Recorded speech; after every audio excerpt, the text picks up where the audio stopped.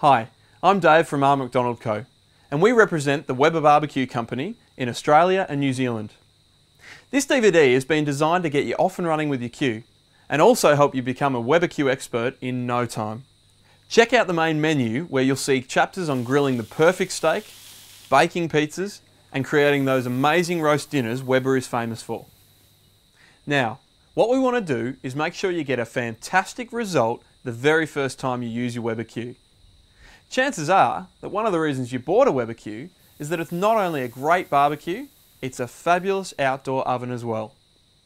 The Q's cooking system is different from ordinary barbecues, so before you start cooking, I thought I'd show you how they work. There are two rules that you must follow when you're barbecuing. Number one is always preheat your Q with the lid down for at least 10 minutes. Once it's alight, all you do is put the lid down and wait. If you don't do this, the food will take much longer to cook and the flavour will be more like stewed food rather than barbecued. So promise me, always preheat to get your Q nice and hot before you start cooking anything. And rule number two is Weber basics really. You cook everything with the lid down, even when you're barbecuing. And that's how you get Weber flavour. Now, let's look at roasting, because all the Weber-Q models are marvellous at roasting and baking too. The difference is that when you want to roast or bake something, you have to leave the food inside the barbecue for a lot longer. Thick joints of meat can easily take an hour or more to cook. If you just left the food on the grill to absorb all the heat from below, the bottom would become burned and charred well before the top even looked like being cooked. That's why you have to convert your Weber-Q from a barbecue into an oven when roasting or baking.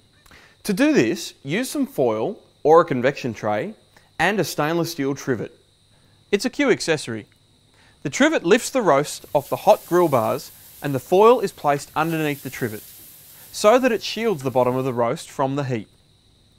The heat is forced out to the sides so that it can circulate evenly all around the food rather than burning the bottom of it.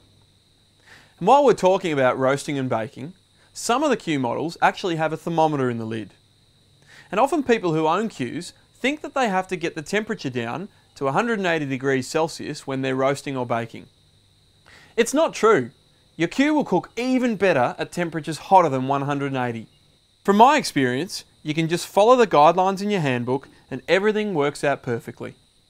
Now, I want to talk about cleaning for a moment. For some reason, a lot of people think they don't have to clean their Q. Let me tell you, if you don't clean it, two things are almost certain to happen. The outside, like any barbecue, will become a real eyesore.